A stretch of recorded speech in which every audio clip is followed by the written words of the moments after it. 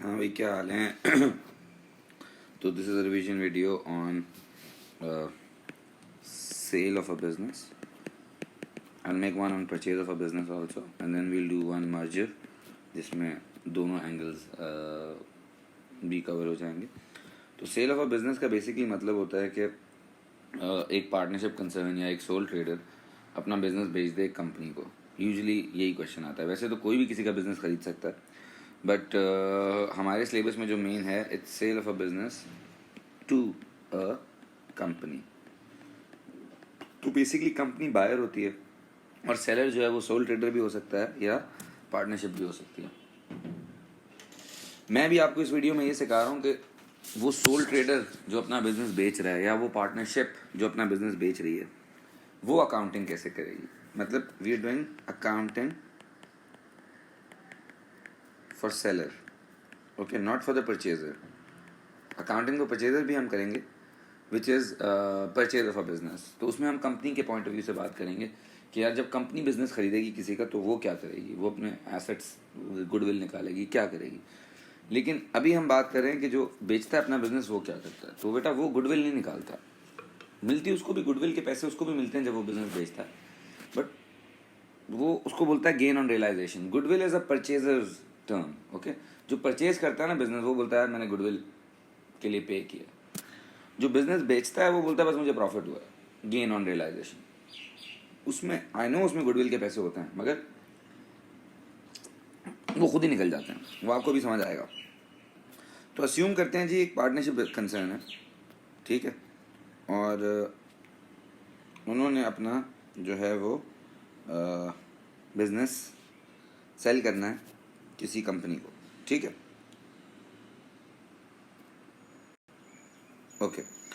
तो एक partnership concern अगर अपना बिजनेस किसी कंपनी को बेचती है, तो लेट्स से एक हम पार्टनरशिप बना लेते हैं किसी भी दो लोगों की. Let's say Ronaldo and Messi. ये दो बड़े अच्छे दोस्त हैं, इनकी एक पार्टनरशिप है, ठीक है. लेट्स अस्यूम इनका रेशियो है 3:2.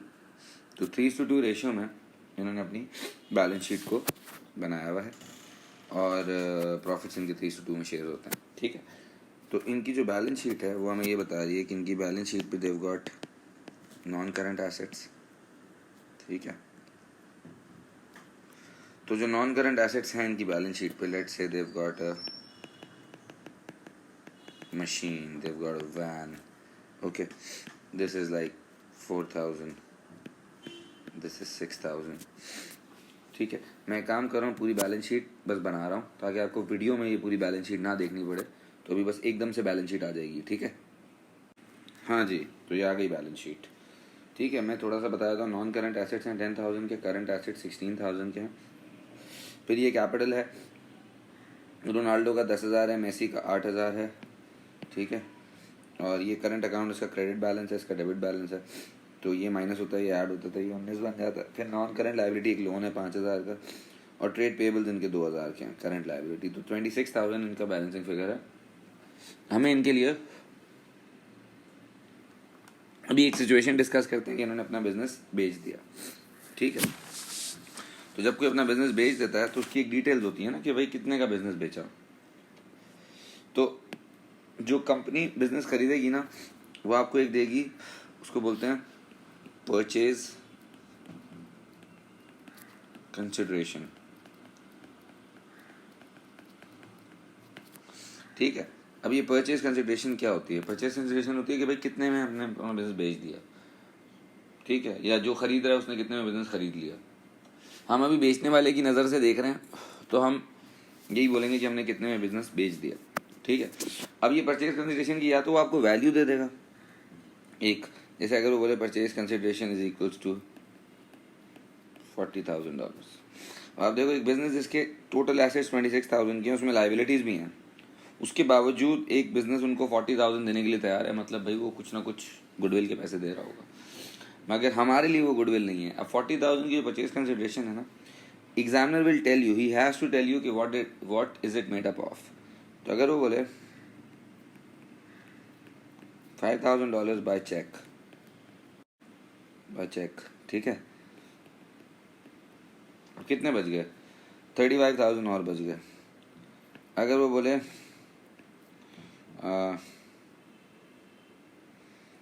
6,000 worth of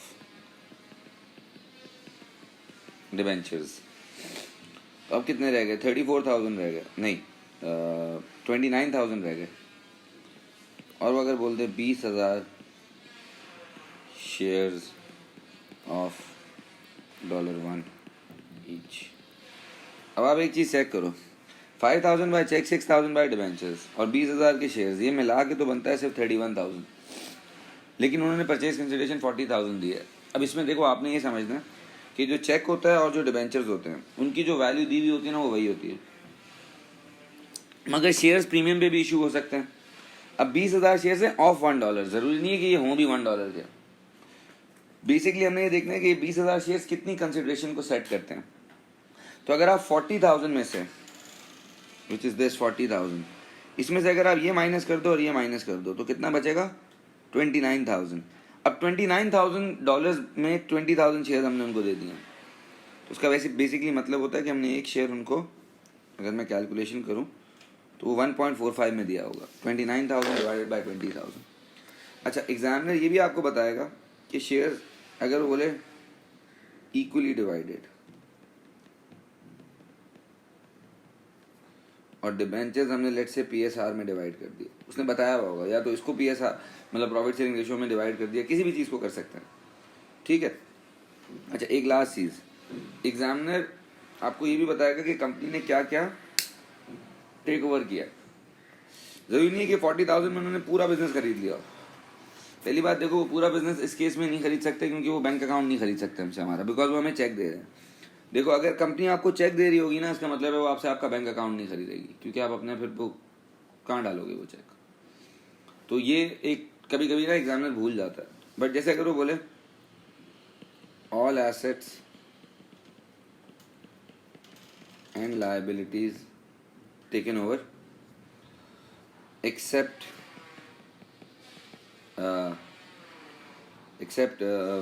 trade receivables and bank, ठीक है। तो ये भी बता दिया कि सब एसेट्स और लायबिलिटीज टेक ओवर हो जाएंगी एक्सेप्ट ट्रेड रिसीवेबल और बैंक। अच्छा, एक बात और याद रखनी है, लोन कभी भी टेक ओवर नहीं होता, पता नहीं क्यों, लेकिन एग्जामिनर बताता नहीं है, लेकिन ये लोन कभी टेक ओवर नहीं होगा। लोन को आपने पूरे क्वेश्चन में इग्नोर करना है, बस एंड में बैंक अकाउंट में डालना है। जब वो बोल रहे हैं ना all assets and liabilities except trade receivables and bank are taken over, आप समझे except trade receivable, bank and loan, loan वो कभी टेक ओवर नहीं करता। कभी कभी उसके अगेंस्ट डिबेंचर दे देता है, लेकिन तब भी वो टेक ओवर नहीं होता, ठीक है। वो मैं भी समझाता हूँ आगे। खैर, अब ये हमारे पास सिचुएशन है जी, हमें इनके लिए जो है बेसिकली एक रियलाइजेशन अकाउंट बनाना है और उनकी सारी डिस्ट्रीब्यूशन करनी है, ठीक है ना जी।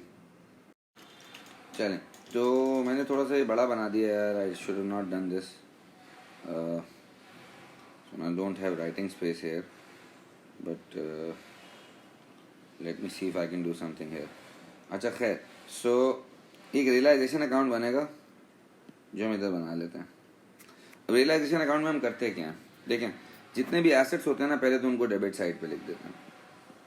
तो ये एक 4,000 का एसेट है, एक 6,000 का एसेट है, एक 600 का एसेट है, एक 10,400 का एसेट है। आई नो उसने ट्रेड रिसीवेबल्स टेक ओवर नहीं किए हैं, बट अगर ट्रेड रिसीवेबल्स उसने टेक ओवर नहीं किए हैं तो हमें ट्रेड रिसीवेबल्स कुछ ना कुछ पैसे देंगे। अच्छा, वो भी क्वेश्चन में बताया होगा, जब यहाँ इसने लिखा है ना कि all assets and liabilities are taken over except trade receivables, तो वो आपको ये भी बता देगा कहीं ना कहीं क्वेश्चन में, जो मुझे पहले से बताना चाहिए था, सॉरी, कि trade receivables paid $10,000 let's say. तो इसका बेसिकली मतलब होता है कि कंपनी ने हमारे ट्रेड रिसीवेबल्स टेक ओवर नहीं किए, इसलिए हमने अपने ट्रेड रिसीवेबल्स को बोला भाई आप हमें आके पैसे दे दो, तो उन्होंने हमें 10,000 दे दिए। तो उस पर भी हमें लॉस तो हुआ ना, क्योंकि वो थे 10,400 के, तो इसलिए हम ट्रेड रिसीवेबल्स को भी पूरा पहले रियलाइजेशन अकाउंट में डाल देते हैं और फिर उनसे जितने पैसे मिल जाते हैं ना, वो क्रेडिट साइड पे लिख देंगे। अगर ट्रेड रिसीवेबल्स भी उन्होंने टेक ओवर कर लिए तो फिर जो परचेज कंसिडरेशन है उसी में उनके पैसे शामिल हैं, लाइक इस 40,000 में ही उनके पैसे शामिल हैं, ठीक है। तो बेसिकली ये सारे एसेट्स आगे बैंक को कभी भी नहीं लिखते, ठीक है। बैंक को कभी टेक ओवर करेगा भी नहीं, पुराने क्वेश्चन में करता था। अगर कर लेगा तो बैंक को भी लिख देंगे यार यहाँ पे, और फिर बैंक अकाउंट वो आपसे बनवाएगा ही नहीं, क्योंकि आपको कोई पैसे वैसे दे ही नहीं रहा होगा। वो हम देख लेते हैं अभी, अगर if you want to discuss that we can discuss that also. खैर, सो ये सारे एसेट्स मैंने अपनी डेबिट साइड पे लिख दिए। ये मेरी मशीन है, ये जो है ये मेरी वैन है, ये इन्वेंट्री है, ये ट्रेड रिसीवेबल्स हैं। अच्छा, फिर एक काम करो, लाइबिलिटीज़ जो है ना, करंट लाइबिलिटीज़, उनको भी क्रेडिट साइड पे लिख दो, मतलब 2000। लोन तो मैंने आपको बताया ना, आपने कुछ करना ही नहीं है। कौन सा अकाउंट है? ये रियलाइजेशन अकाउंट है, ये मांगेगा वो आपसे हमेशा। अच्छा, ये मैंने अपनी बैलेंस शीट को ट्रांसफ़र कर दिया पहले एक तरीके से, लोन के अलावा सारी चीज़ें डाल दी, लोन और बैंक के अलावा। आप भी यही करेंगे। अच्छा, फिर हम देखेंगे हमें कितनी परचेज कंसिडरेशन मिल रही है। पीसी, जिस कंपनी ने खरीदा या तो उसका नाम लिख देंगे या पीसी लिख देंगे। पीसी मतलब परचेज कंसिडरेशन। अब परचेज कंसिडरेशन हमारी है जी 40,000, वो सवाल में दी हुई थी, ठीक है। नहीं दी हुई होती तो फिर ये बताया होता कि ये शेयर्स कितने पे इशू हो रहे हैं, फिर हम तीनों को ऐड कर लेते। अगर मैं बोल दूं भाई ये 1.45 पे इशू हो रहे हैं, तो आप करोगे 20,000 into 1.45 which is 29,000 plus 6,000 plus 5,000, तो आपके पास 40 आ जाएगा। अच्छा जी, अब अगर कंपनी ने हमसे हमारा सब कुछ खरीद लिया होता, मतलब जो मैंने डाला है रियलाइजेशन अकाउंट में, तब तो मैं यहीं पे क्लोज कर देता। लेकिन मुझे पता है कि डेटर्स भी मुझे पैसे देंगे 10,000, तो मैं इधर लिखूंगा bank as an I mean trade receivables 10,000, ठीक है। अच्छा, ट्रेड पेबल्स, क्योंकि वो टेक ओवर कर रहे हैं तो हम ट्रेड पेबल्स को पैसे नहीं दे रहे। अगर उन्होंने टेक ओवर नहीं किया होता तो तब भी यही होता, हम यहाँ लिखते, फिर उनको हम जितने पैसे दे रहे होते वो यहाँ लिख देते, ताकि जो डिस्काउंट है वो उसमें एडजस्ट हो जाए। अभी ऐसा नहीं है, तो हम इसको बैलेंस करने की कोशिश करते हैं।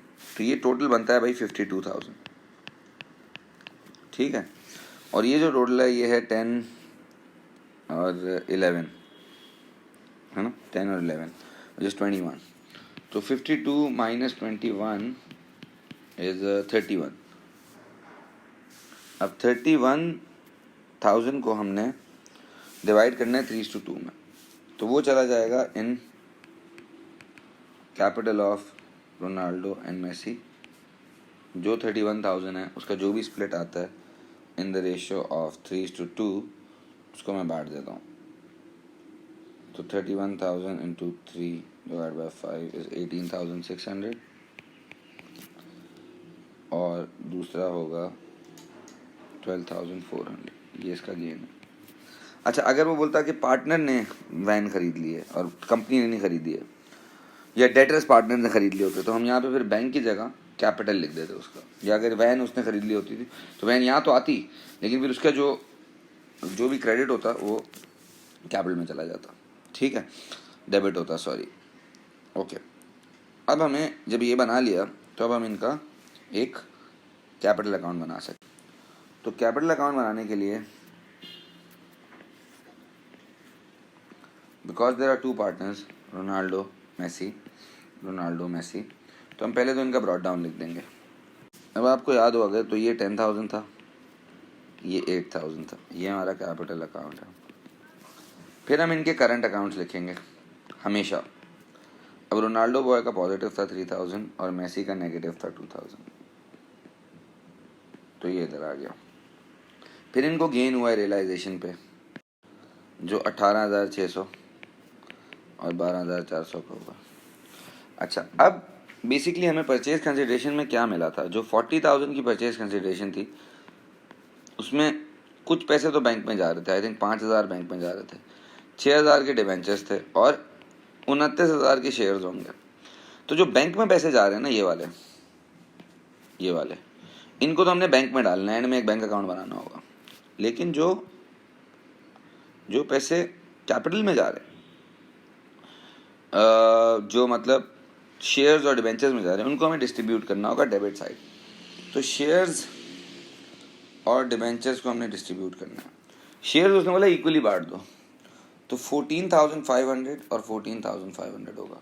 इवन दो शेयर्स 20,000 है लेकिन उनकी वैल्यू 29 है, तो मैं वैल्यू को डिस्ट्रीब्यूट करूंगा हमेशा, रिमेंबर।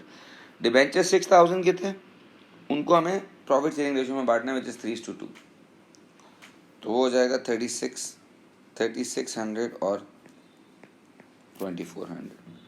फिर हम इनके अकाउंट्स को बैंक से बैलेंस कर देंगे, ठीक है। बैंक से बैलेंस करने का मतलब है कि हम ये देखेंगे कि भाई अभी किसके कितने पैसे रह गए। तो रोनाल्डो भाई के बनते हैं भाई टोटल 31,600, जिसमें से उसको 3600 का ये मिला, मतलब उसके अभी 13,500 अभी भी रह गए हैं बिजनेस में, जो उसने बिजनेस से लेने हैं। मेसी की टोटल औकात थी 20,400 की, ठीक है, गेन के बाद, लेकिन उसका 16,500, 18,900 माइनस हो गया। तो मेसी को अब बिजनेस ने देने हैं सिर्फ 1500, ठीक है, टू बैलेंस इट। ऐसा भी हो सकता था कि ये वाली साइड कम ज़्यादा हो जाती। कौन सी साइड? ये साइड। तो फिर बैंक इधर आ जाता, मतलब मेसी बिजनेस को पैसे देता। बस उसको अपना कैपिटल अकाउंट क्लियर रखना है, ये आप बात याद रखें। अच्छा, फिर हम बनाएंगे इनका बैंक अकाउंट। बैंक अकाउंट में ना आप क्या करो, आप पहले तो ब्रॉड डाउन डालो, क्योंकि उसको टेक ओवर नहीं किया था 5,000। आयरॉनिकली लोन भी 5,000 था, लोन भी पहले ही डाल दो। उसके बाद आप ये देखो कि कौन सी कैपिटल बैंक वाली ट्रांजेक्शन है। तो एक हमने ट्रेड रिसीवेबल्स, एक तो हमने कंपनी से पैसे लेने, कंपनी से हमने लेने 5,000। फिर हमने ट्रेड रिसीवेबल से पैसे लेने हैं 10,000, और फिर ये पैसे हम कुछ रोनाल्डो को दे देंगे 13,500, कुछ मेसी को दे देंगे 1,500। अब आप देखो, अगर आप इन दोनों साइड्स को इक्वल करोगे तो इक्वल होंगी, मतलब बैंक में कुछ नहीं बचेगा। दैट मीन्स हमने सारे अकाउंट को क्लोज कर दिया, सबको सबके पैसे दे दिए, सब हंसी खुशी अपने घर चले गए, कंपनी ने वो बिजनेस खरीद लिया, ठीक है। अच्छा, कुछ पॉसिबिलिटीज डिस्कस करते हैं अगर भाई बैंक अकाउंट टेक हो रहा होता। अब अगर बैंक अकाउंट टेक ओवर हो रहा होता ना इसी क्वेश्चन में, तो जो रियलाइजेशन अकाउंट बनता है उसमें बैंक भी आ जाता है इस साइड पे 5,000 का, तो आपका जो गेन और लॉस है वो एडजस्ट हो जाता।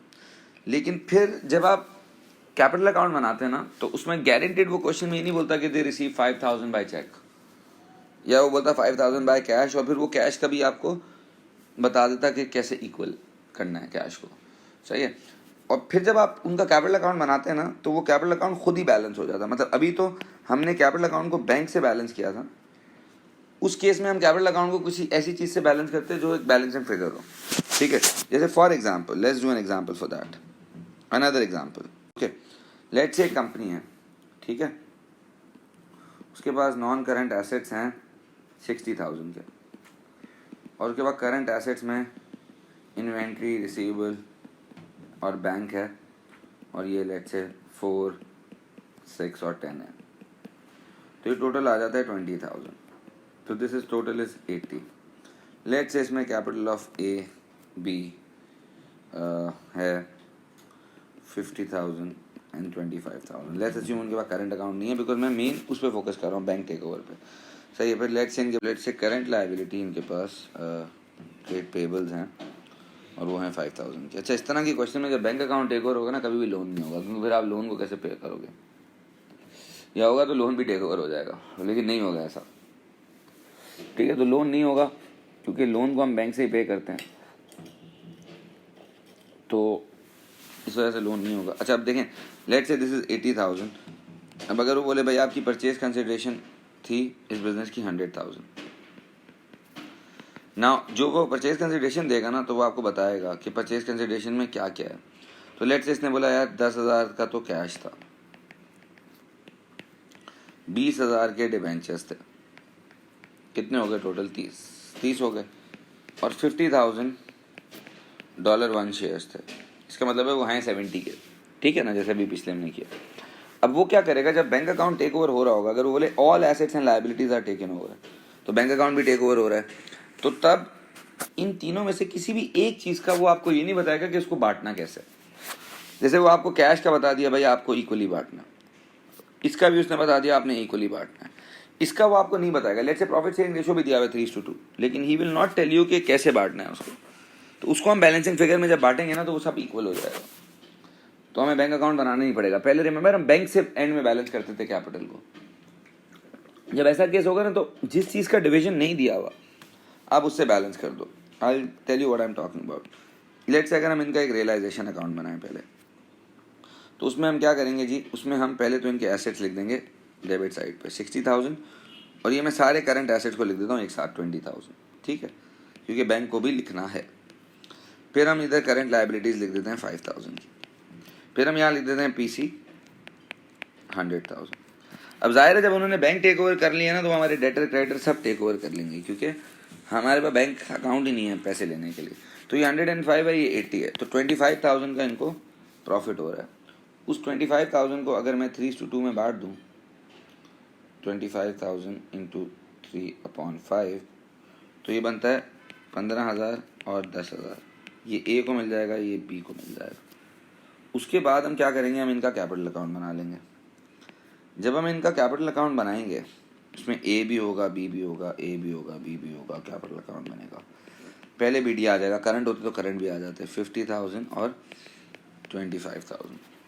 अच्छा, अब हमने इनका गेन रिकॉर्ड करना है। जो एक को हुआ है 15,000 का, एक को हुआ है 10,000 का गेन, ठीक है। फिर हमने कैश को डिवाइड कर देंगे, क्योंकि उसने बताया हुआ कैसे डिवाइड करना है, ठीक है। तो कैश को हमने 5,000 डिवाइड कर लिया। फिर हमने डिबेंचर्स को डिवाइड कर लिया, वो हमने 10,000 डिवाइड कर दिया, ठीक है। अब ऑर्डिनरी शेयर्स का उसने नहीं बताया हुआ, 70,000 के ऑर्डिनरी शेयर्स हमें नहीं पता कैसे डिवाइड करना है, तो हम उसको बैलेंसिंग फिगर में डिवाइड करेंगे। देखें, इसको जो ऑर्डिनरी शेयर्स मिलेंगे ना, इसका बनता है 65। अगर आप इसको ऐड करो ना तो ये 65 बनता है, और ये 15 है, तो उसका मतलब है इसको हम 50,000 के, इस बॉय को हम 50,000 के ऑर्डिनरी शेयर्स दे देंगे। अगले वाले का बनता है 35 और ये 15 है, तो उसको हम 20,000 के ऑर्डिनरी शेयर्स दे देंगे। हमें पता कैसे चलेगा हमने सही किया, इनको ऐड करेंगे ना, this it should match with our 70,000 ordinary shares and this should be equal. तो देखो, जब सब कुछ टेक ओवर हो जाए ना, तो आप ये करते हैं बेसिकली, जब बैंक भी टेक ओवर हो जाए, ठीक है। अच्छा, कुछ क्वेश्चंस होते हैं, जैसे एक स्पेसिमेन पेपर में क्वेश्चन था, उसमें रियलाइजेशन अकाउंट आप बना ही नहीं सकते गेन या लॉस निकालने के लिए, क्योंकि वो आपको यही नहीं बताएगा उसके बाद एसेट्स कितने हैं और लाइबिलिटीज़ कितनी हैं। तो फिर कभी कभी ना हम कैपिटल से भी कर सकते हैं। जैसे देखो, अगर मैं बोलूँ यार इस बिज़नेस का हमने एसेट्स एंड लाइबिलिटीज़ सब खरीद ली हैं, आपको पता नहीं एसेट्स लाइबिलिटीज़ कितनी हैं, लेकिन मैं बोलूँ यार इसका हमने सब कुछ एसेट्स और लाइबिलिटीज़ खरीद लिया है 100,000 में, ठीक है। तो हम गेन निकाल सकते हैं ना, गेन जाहिर सी बात है 25 होगा, क्योंकि अगर सब कुछ खरीद लिया तो जो कैपिटल है that is the net balance of your assets and liabilities. तो अगर मुझे एसेट्स और लाइबिलिटीज नहीं भी पता है, लेट्स से ये नहीं पता है मुझे, लेकिन ये पता है एक बिजनेस का कैपिटल 75,000 है, कैपिटल प्लस करंट अकाउंट मिला के 75,000 है, तो उसका मतलब है उस बिजनेस की एसेट्स और लाइबिलिटीज की वर्थ भी 75 होगी। तो अगर वो परचेज कंसिडरेशन देते हैं 100,000, तो हम डायरेक्ट उसमें से भी उसको माइनस करके गेन निकाल सकते हैं। लेकिन जब एसेट्स और लाइबिलिटीज दी हो तो हमें रियलाइजेशन अकाउंट बना के करना चाहिए, ठीक है जी। So I hope this was helpful. This is a entire coverage on sale of a business. Thank you, ji.